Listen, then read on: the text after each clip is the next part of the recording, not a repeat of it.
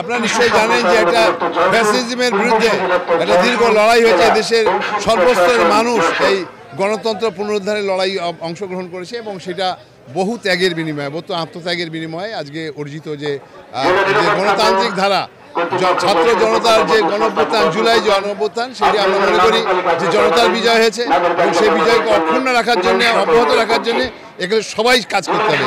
এখানে যে আমাদের বাংলাদেশে বহুবার রাজনৈতিক পট পরিবর্তন হয়েছে, কিন্তু মানুষের তার আকাঙ্ক্ষা পূরণ হয়নি। আমরা মনে করি 24শে জুলাই আন্দোলনের মধ্যে মানুষের কাঙ্ক্ষিত স্বপ্ন বাস্তবায়ন হবে। আজ ঐতিহাসিক 36শে জুলাই ঐতিহাসিক গণঅভ্যুত্থান দিবস।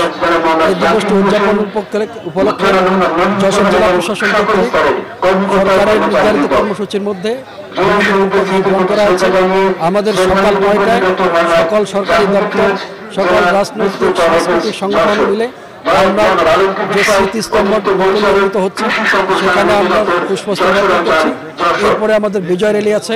বিজয় র্যালি শেষে আমাদের শহীদ পরিবার এবং জুলাই আগস্ট আহত যে আছে তাদের সংবর্ধনা অনুষ্ঠান আছে এবং আমাদের আলোচনা অনুষ্ঠান আছে এবং বিজয় কনসার্ট অনুষ্ঠিত হবে।